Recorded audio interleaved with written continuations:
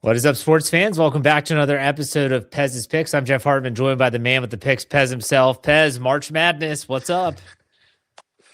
It's an adventure, Jeff. As you know, been doing this a long time. We're currently 7-7, and we're almost pretty happy about that, Jeff. It's been a crazy tournament as Yeah. usual.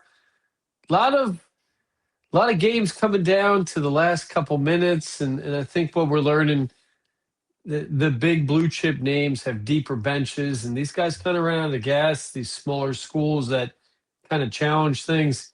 St. John's let us down last second, kind of last 2 minute blunder, Jeff. A lot of teams kind of letting teams squeak back into it. And it's not the slow down set offensive type of college basketball we're used to seeing. Utah State ran that. They had a decent, win in tournament. But at the end of the day, it's coming down to athletes and coming down to hitting shots. And, I think going forward, things will be a little more predictable. We hope, Jeff. We hope. And that's going to start again Thursday. Yeah, Thursday is coming up, and it's are we Sweet 16? Is that where we are now at this point? Sweet 16, and that'll be Thursday, Friday. Then we get the Final 8, Final 4 the next week. And it's basically summer then, Jeff. We're back. Baseball starting. We got NBA playoffs coming around the corner a little bit. We'll get back into that. But we'll have some March Madness plays coming out. Probably on Wednesday. We'll put out Thursday's plays. And we've got some leads. We like Texas a lot, Jeff, but can they keep, winning as an 11 seed? We talked about this. Once you get out of the first two rounds, you really see a drop off and upsets. So an 11 beating a 2 Texas over Purdue, it looks good. We're going to have to really punch the data and see if that's going to happen. And other than that, we've got a lot of chalk. Iowa to Nebraska is going to be an interesting matchup. Friday's games, we really don't have too many mysteries out there. St. John's versus Duke, I think an interesting game. You got a lot of good coaches in this bracket. Alabama, Michigan could be a decent game. Alabama, Jeff, 2 losses we've chalked up to them.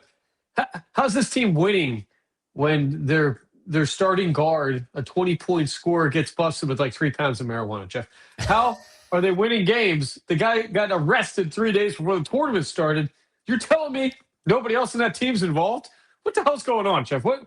Maybe this is an outlier. Maybe we were wrong. That was kind of an intangible we threw into the system. I know as a player or a coach, when one of your stars gets nailed in a narco task force ring with 3 pounds of weed, apparently it's not affecting these guys. Maybe they hated him, Jeff. I don't know, but that cost us 2 wins, and that's part of this is why it's called gambling. Something like that seems logical. You're going to bet against that team, especially the second time, a little distraction. That team seems to be doing better. So who knows? But we'll punch the numbers. We'll have those plays out Wednesday morning, Thursday morning latest, so final calculations on our website. And we're going to keep giving the people winners, Jeff. We got people that are happy and they're making some money, and that's what we're here for, right? At the end of the day, that's what we're here for. I mean, we're trying to help the people, Jeff. That's all we're doing. And the website you're talking about is pezspicks.com. And a quick disclaimer, Pez can put out his plays. If something doesn't jive well with you, no one has a gun to your head to make the play. If you're like, I really don't agree with Pez on that St. John's game or whatever, then you don't have to play it. Like that's the ultimate thing is you have your own freedom to make the choices that you want to choose. But at the same time, we at Pez's Picks want to make sure we give you the best and most current odds, and we want to get you the best bang for your buck, so to speak, in terms of getting you some winners. Now, something you alluded to before we leave March Madness, Pez, you had talked about how this tournament just felt a little bit different, maybe a little bit more, less slow down half court offense, more, fanatical or up and back, the fast court or fast break offense.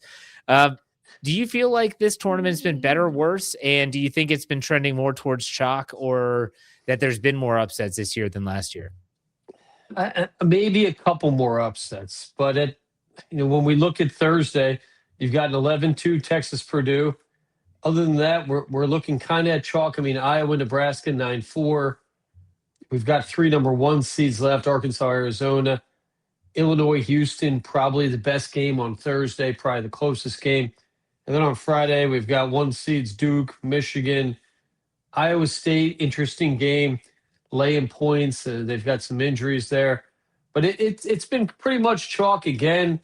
Couple buzzer beaters. We had a couple games come down to ties and go to overtime. But I'm still not feeling the excitement we used to, Jeff, where you'd have, 2 or 3 a day. Some Jimmy Chipwood guy from, the Hoosiers who's jacking up a three to push a team through. And we're just not seeing that again this year. I don't even know if you can really chalk up, Texas as that big of an underdog. 11 seed sometimes is strategically positioned to kind of put a team in there that looks like a Cinderella but really isn't. Cinderella team be 12, 13, 14, 15 seed getting through. Duke, been terrible, Jeff. I don't know what the hell is up with that team. I know they've had injuries at point guard and some other areas, but I think NIL money is making it harder for these smaller schools to kind of compete like they used to. You're not going to have a guy who comes out and plays in a tournament for some small school who's not going to get cherry picked at this point. I was talking with a college coach. Scholarships are useless at this point. You don't have to give kids full rides through the college, through the NCAA. You could throw a kid $50,000 in NIL money, which is basically a scholarship anyway. So rich schools are going to continue to buy these guys. And I think we're starting to see in basketball what we were really worried we were going to see in college football. And it's probably worse at this point. There's guys that would be a starting player on a small school, might get hot for a game or two and carry a team on their back. They're riding the bench for one of these, top 10 teams and getting some time. And for them, it's probably lucrative. They're probably getting paid more. But I think in terms of the tournament being exciting, it's been a detriment without a doubt. Yeah. All right. So we'll keep you up to date. Again, Pez'sPicks.com for all the latest March Madness picks and plays. But we are also getting ready for opening day in Major League Baseball.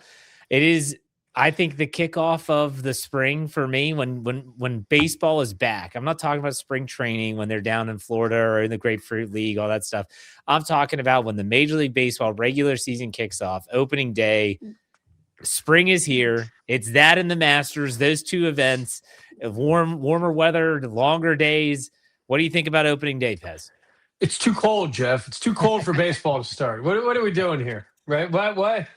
Let's start this thing. I think May 1st would be a better start date. Having said that, we got to jump right into this. Baseball, you've got a lot of stars that are coming in with a lot of serious work under their belts from that World Baseball Classic. So I think something you have to work into your system is a team that has a hot bat coming off of the baseball classic or a pitcher that got a little bit of extra work. Preseason baseball, the Grapefruit League is kind of useless for the star players, but for this classic, these guys really went at it. I was shocked to find out that there were literally no Italians on the Italian baseball team, Jeff. These are all guys with Italian last names that play in the major leagues. So I think we had dozens of guys get a lot of action, and I think that's going to do well for baseball coming out of the gate. We're going to see a little bit of crisper play, especially out of the star teams. So teams that have high, payrolls, Yankees, Dodgers, even the Philadelphia Phillies should come out a little hotter than they usually would.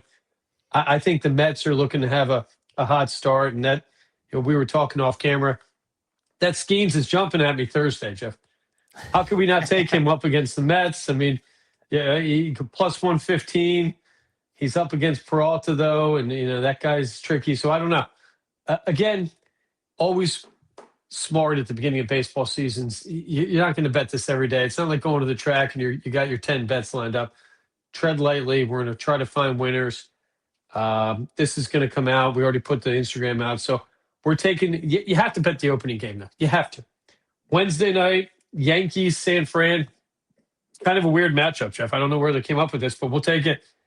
We're going to all day take the Yankees that open, minus 120. We're sitting at minus 121 right now. We've got Max Fried against another stud pitcher against Logan Webb. We're going to go with Fried. We're going to go with the left-hander. And I think the Yankees have something to prove this season. Judge looked amazing, Jeff, in that World Baseball Classic. This guy could be a guy that could go down as one of the 5 best players ever. I think this is a big season for him carrying the team. I think they need a World Series. I think he needs a World Series, and I expect big things coming out of the Yankees this year. Yeah, he's got to win when it matters most to be considered in deep into Yankees lore. But I will say this about Skeens, because obviously I'm a Pirate fan. He pitched well in that World Baseball Classic. So he's tuned up. He's ready to go. Several innings logged. I don't think he gave up a run, gave up some hits. I mean, he had some good defense behind him, mind you, but still, Paul Skeens a Thursday night. Just saying. We're looking at it, Jeff, and I think it's a day game, actually. It is a day game. My apologies. Yeah. And, could Skeens and Livy Dunn, they're taking over the sports world. She got cast in the Baywatch show, Jeff. So big week for all of them. The swimsuit issues coming out. I feel like the Sports Illustrated had something to do with issuing the swimsuit while Skeens is coming out. I mean, probably the Bradgelina of the sports world couple, Jeff. So I expect big things out of both of them. I'm a Baywatch fan, so I can't wait to see the acting skills. But we're going to take a good look at that. And, we have a rule. Anytime you're getting positive money on Paul Skeens or Scooball, I think you have to take them. We're also looking at Detroit playing in San Diego. There we're minus 130, minus 140. So that's a big head, especially against San Diego. Sneaky good team at home. But we're going to have a lot of plays going forward.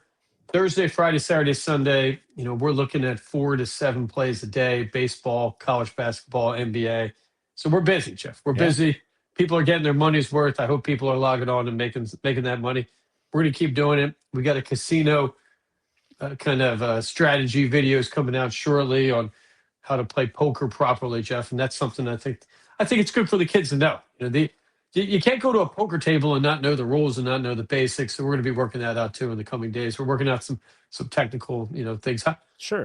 How can the wife get an overhead shot of the car, Chef? We're going to figure that out. We're working on some tripod systems. So I don't know what we're doing, but we're going to figure that out. Well, let me first say before we remind everyone about the website, no one watches Baywatch for the acting, just so we're clear. No, Jeff, it's for the life-saving. It's for feeling good about yourself. These people are there to help. I spent a lot of time with these beach guards like Legs, and they're there to help people, Jeff. They're there to grow the mustache, help people. You got to watch out for that sun. It's a dangerous job, Jeff. You get a lot of sun out there, and with Legs, he's broke all the time, so very dangerous for him. And make sure people check out Pez'sPicks.com. And we are going to be gearing up for, in my opinion, one of the greatest spring sporting events in a couple weeks. That is the Masters. A lot of news on the PGA Tour as this week's golf event is the Texas Children's Houston Open, which it used to just be called the Houston Open. This is at Memorial Park Golf Course. And this was interesting. I don't know if you knew this, but I was getting ready. I was doing my golf podcast for my picks. And Scotty Scheffler was the odds-on favorite. And I don't know if you heard this today, but Scotty Scheffler had to withdraw from the event. So he's no longer participating. Why? He and his wife are expecting their second child any day now. I have a feeling Scotty's not playing again until the Masters. I don't see him playing in the Valero next week. I think the next time you see him is Magnolia Lane, teeing it up at Augusta National. But that definitely does kind of decimate the field for this upcoming week. What do you think about the PGA Tour? I mean, all of a sudden, Minwoo Lee is the betting favorite at plus 1,300. I think he's returning champion, or was that? He is. He won it last year, yeah. Don't expect him to win again, Jeff. A guy whose name, Brooks Koepka, plus 2,200. Crept into the top 5 with Scotty going out of the tournament. I think he could have, Brooks Koepka could have contended last week. There was a horrible incident. A little girl got hit by a golf cart, and I think it cost him maybe 3 strokes. He was over there helping things out, which, credit to him. Your guy, Jake Knapp, plus 2,000, not a bad bet. I think I see a Ricky Fowler plus 3,000. The guy dreams to get back in that Masters field. He's not in it. I assume at this point. He is not at this point. A win gets him in. I imagine. I think a top 5 gets him in. Okay, so Ricky Fowler, I think game looks good. It looks better and a little tighter than it has. Ben Griffin plus 3,500, kind of falling off a little bit. Ben Griffin, maybe a little pop in the bat. This course is easy, probably minus 20 wins it, right? So I expect some of these guys. Sam Burns, I believe, is another Texas guy, but I like this tournament. I think it's good.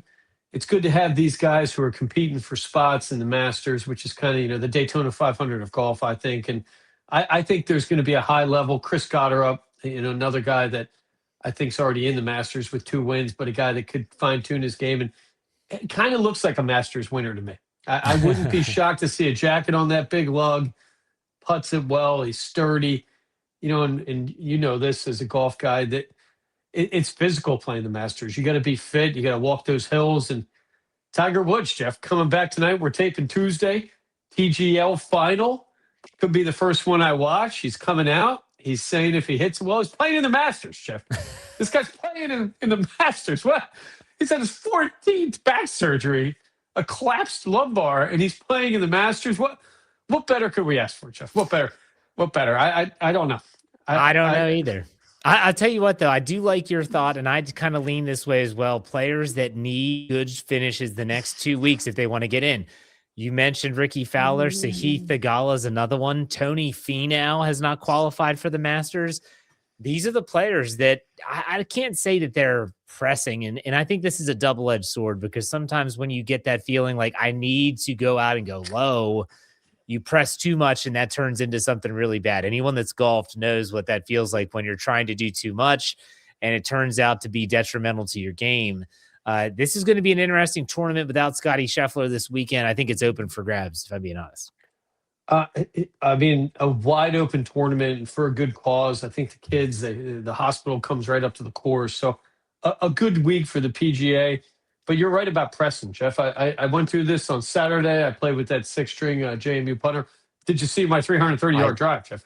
330? 330, Jeff. Oh, 330? gosh. What was that it? could have been meters. Down, it could have been meters. I don't know. Downwind, all downhill.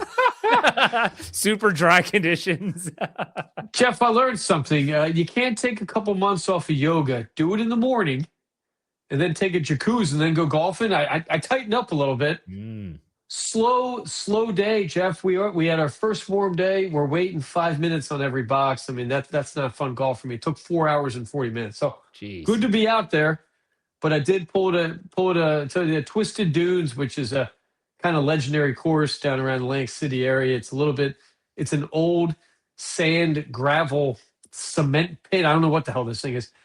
Not a tree on the course. It's links, wide open, but as hilly as you can. I think it's hillier than Augusta. 16th is about a 190-yard par 3 over a wasteland canyon. You gotta land it in the air. The guy, my 6-string, JMU punter told me into the wind, Jeff. So we're hitting about 200. I looked at him. I think he hit a 5-iron. I hit my 5-wood, Jeff. Nutted that thing 10 feet. Best shot of the day. I left happy, Jeff. I left happy. I parred. I left happy. You got to get one par around, and that's great. Did I break 50 on both nines? I did not, Jeff. But I'm proud that I did break it on one, Jeff. Very difficult course. Very high slope rating. We're going to get you out on that one. But at the end of the day, Tiger Woods, if he's playing tonight, and you said it best earlier in the podcast, you have to win when it counts, right? You have to, for Aaron Judge to go down as one of the greatest, you got to win one. You got to win a ring. Tiger Woods, Michael Jordan, these are guys that, Tom Brady, who when everybody in the world, the pressure would be on, they rise to the occasion, the level of play goes up. That's why we like watching these guys. Not the best guys week in and week out at their sport, but the best guys during the best times when it matters the most. And God bless that Tiger. I hope he's got it, Jeff. I hope he's got it. I think he's engaged, right? Maybe the guy's happy. Who knows with this guy? Who knows? The plane was in Augusta, I think a week or so ago. It's not sure was it for him or his son. And I hope to see him out there. Could we get a better Sunday at Augusta than the Tiger in the top 10? I don't know, Jeff. I don't know. Maybe I'm asking for too much here. Yeah, I think you are. I mean, this guy hasn't even played a competitive round of golf in over a year. Not that he couldn't go out there and shoot a 73 at Augusta National on one leg and a bad back, but can he do it for 4 rounds? I think that's where it's a no. So as much as I hope he plays, it provides juice. It gives us something to watch. But at the same time, it's tough. We'll see what he looks like on Tuesday night, which we're recording earlier on Tuesday with the Jupiter Golf Links in the TGL Championship. But okay, did you want to talk Masters odds, or did you want to move on and do that next week? Well, in the Pez's picks top 5 of the week, Jeff, we do have Masters odds. Okay, so that's our. You want to go to let's do top 5 now. Then we'll run the top 5, then we can talk about it. Okay. This is top 5 who we think are the best Masters bets. I mean, you could go for chalk, but we're not doing that. We do have a couple of chalky guys, but so Pez's picks, top 5 of the week, top 5 best Masters golf bets. Number 5, Jordan Spieth, plus 3,000. Game doesn't look perfect, but it looks good enough. His short game's turning the corner. You're arguably the best person in the world at Augusta right now in terms of health and everything. Jordan Spieth, number 5, plus 3,000. Patrick Reed, Jeff, plus 3,000. This guy has, I don't know how, but he has a pretty amazing track record at Augusta. I think he grew up kind of near there, right? So it kind of makes sense. Reed, 2018 champion, 2025 solo third, 2023 tied for fourth. He's oddly 9 of 11 cuts, 5 top 12 finishes in 7 years. We'll take him all day, Jeff. I think Patrick Reed's got something to prove coming back from Live, and I like that at plus 3,000. Matt Fitzpatrick, maybe the hottest golfer in the world right now, coming off a win. He did blow one 2 weeks ago, but it wasn't because he wasn't playing great. Again, making the cut, 10 consecutive appearances, best finish, tied for 7th. He's at a top 10, top 22. This guy, I think 10 consecutive cuts in the form he's coming in. I love him all day at that number. Any of these guys that you're getting at plus 2,200, plus 3,000, fantastic place. Bryson DeChambeau, plus 1,200. I think this is stupid, Jeff. This guy should have won last year. I mean, we know Rory won. I think Shambo learned a lot last year. I remember talking about it with you. He goes in on Sunday. I don't know, were they tied going into this round? Probably. I mean, they're both in the final group. Rory smashes what I've never seen anybody do this over the bunker on one up the hill. Smashes it, and Bryson laid up. Jeff, what? Who in the world would have guessed Bryson DeChambeau would lay up ever, especially at Augusta? So I think he learned his lesson. He's coming in hot. Probably the hottest live golfer ever right now. Bryson DeChambeau, Fitzpatrick, hottest PGA golfer. We'll take Bryson at 1,200. And I think the number one value play, Scotty Scheffler, plus 480 to win the Masters. Again, his form's not great. He's taken off this week, plus 480. I mean, the guy's amazing. He's looking to become one of the 5 best golfers ever. And, to win this week's going to kind of push him in that direction again. Plus 480 Scotty Scheffler. I don't think anybody in the world could say you went wrong. I said it last year after Rory won. It was the day after I recorded a podcast, and I said, I'm putting it right down right now that next year Scotty Scheffler will win the Masters, and I stand by that. Plus 480, if you can get that now, I think that's only going to go down. Don't be surprised. This guy's a family man, all right? Sure. And he cares about his wife more than he does golf. And the fact that she's probably been close to going in labor has probably messed with his head a little bit. Maybe he's not practicing as well. They get this kid delivered. Everything's good. Everyone's healthy and happy. I could see him going into Augusta looking a lot different than what he has so far. And I think he could win it. And I think the plus 480 in terms of golf, that's so low of odds. I think that's such a small number. But if you got plus 480 in a football play, you would take that in a heartbeat. It's like, saying 10 years ago, you got Patriots plus 480. I mean, you're taking that. Of course absolutely. You are. And with Scheffler, and Brooks Koepka said this the best, and another sneaky guy, Jeff. I think Brooks Koepka, maybe not to win, but another sneaky guy. He always contends at this place. But I think with Scotty Scheffler, you have that kid, you get this kind of relaxation. He goes in there, he's got nothing to prove. The putting, it's not as hard a putting course if you know what you're doing and where to leave the ball. And, it's more about that and not putting yourself in bad positions, which we know he knows. Best iron player in the world. So I'll take Scheffler plus 480. I think all 5 of those guys, and, we might learn something else in the coming next couple of weeks, but plus 3,000, $10 to win 300 on one of these guys, that's never a bad play.